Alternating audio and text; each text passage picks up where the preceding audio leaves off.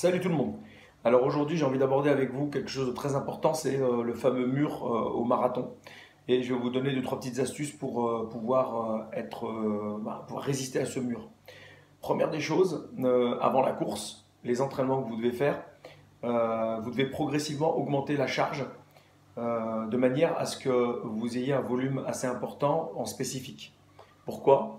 Parce que sur le dernier un mois et demi, il va falloir caler tous les 10 jours des séances en fait. Alors vous avez une première méthode, c'est des séances de type samedi par exemple, vous faites la moitié de votre durée d'effort estimée sur la moitié justement de votre, comment dire, de votre distance estimée. Donc estimation, en fait corréler en fait votre distance avec votre temps. Et le lendemain, c'est de repartir sur l'autre moitié. Bien sûr, au départ, vous n'allez pas faire moite-moite. Vous allez ramener progressivement tous les 10 jours, peut-être par exemple 15-15, 17-17, 18-18, jusqu'à arriver à vos 21-21. Voilà. Bien sûr, ce que vous allez faire, c'est que sur les deux dernières séances un peu de ce même type, vous allez en faire, admettons vous faites sur samedi dimanche, donc samedi vous faites dans des dispositions dites classiques, et le lendemain matin à jeun, vous repartez faire vos 21 km pour faire le complément. Vous partez à jeun, mais pas plus de deux séances en fait avec ce protocole-là avant votre course. Et là, ça pique un peu et ça vous permet vraiment de progresser à ce niveau-là et d'éviter le mur.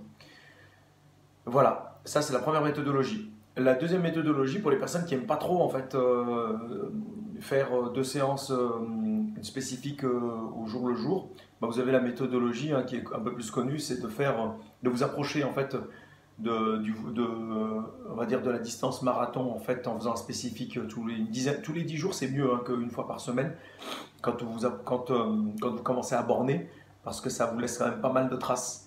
Et donc c'est de ramener, de vous approcher de plus en plus de votre, de la distance de course, quitte à ce qu'à la dernière séance que vous fassiez, ça soit vraiment voilà, que vous ayez deux séances de suite autour de 30 bornes, en fait, deux séances de suite tous les 10 jours, bien sûr, en spécifique, d'une trentaine de bornes. Voilà, avec l'intensité à respecter, l'intensité du marathon. Donc voilà, ça c'est une méthodologie un peu plus classique. Celle que je vous ai dite avant, c'est une méthodologie un peu plus originale que pas beaucoup d'entraîneurs utilisent. Et celle que je vous ai dite là à l'instant, c'est celle qui est un peu plus classique.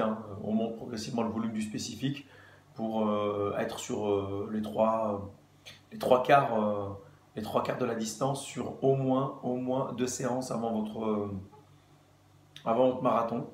Et bien sûr, récupération d'une dizaine de jours, voire un peu plus, si vous avez un peu plus de temps pour 2-3 jours supplémentaires. Après, bien sûr, ça c'est juste entre guillemets deux méthodes. Mais en dehors de ces deux méthodes, maintenant il y a une autre astuce pour éviter le mur lors du marathon, c'est le jour même de la course. Alors le jour même de la course, en fait, ce qui se passe, c'est que souvent, ce qui fait que vous subissez le mur quand vous êtes très bien préparé, c'est qu'il n'y a pas de raison normalement de le subir. Si vous restez véritablement comment dire, sur l'objectif que tu auras déterminé avec ton entraîneur.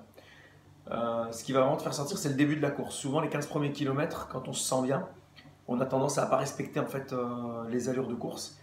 Et pourquoi? Parce que naturellement, en fait, sur un marathon, on se sent très bien. Sur les 15 premiers kilomètres, 15-20 premiers kilomètres. Pourquoi? Parce que le marathon, c'est pas une course qui se court très vite. Et donc, on a tendance à, des fois, avec le sentiment d'être en forme, le sentiment d'être bien, de croire, en fait, par rapport à nos sensations, qu'on va pouvoir tenir, en fait, sur les 15 premiers bornes, en fait, tout le long de la course. Quand on triche un peu, quand on va un peu plus vite.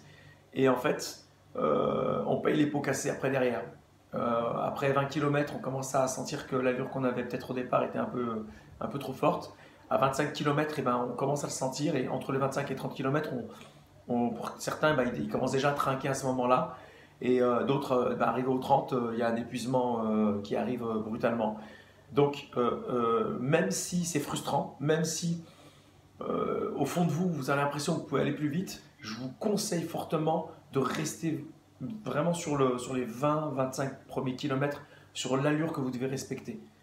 Vraiment, c'est le conseil que je vous donne à tous parce que c'est vraiment l'erreur que font certaines personnes quand ils sont bien préparés, hein, moi je parle. Hein. La personne qui est bien préparée n'a pas de raison de subir le mur s'il respecte vraiment euh, s'il respecte vraiment ses allures. Bien sûr, je ne prends pas en compte les paramètres dits de la méforme du fait que peut-être que la personne était malade un peu avant la course, les grosses chaleurs, peut-être un problème gastrique avant la course. Bon, moi, je parle de vraiment quelqu'un qui a vraiment qui a tous les atouts et les bonnes conditions. Hein. Avec des bonnes conditions, il n'y a pas de raison. Si il y a une bonne préparation, la raison qui est principale, c'est celle de ne pas respecter les temps sur le premier 20 km. Et c'est vraiment important. Même si c'est frustrant, je vous conseille d'y aller quand même de manière à ce que vous puissiez tenir la longueur, la distance plutôt. Donc voilà. Voilà, c'était une vidéo pour vous aider à ne pas subir ce mur. Si vous avez envie de partager vos expériences par rapport au mur, ben, n'hésitez pas à le faire dans l'espace commentaire. Ça vous semble, si les conseils de méthodologie que je vous ai donnés au début vous semblent pertinents et intéressants, ben, n'hésitez pas à partager, à en discuter aussi sur l'espace commentaire aussi, si vous voulez un peu plus de détails sur ces méthodologies-là. Moi, je peux faire une vidéo un peu plus spécifique et plus détaillée sur, sur ces méthodes. Et voilà. Je vous dis à très bientôt. Likez, partagez, abonnez-vous et je vous dis bel été.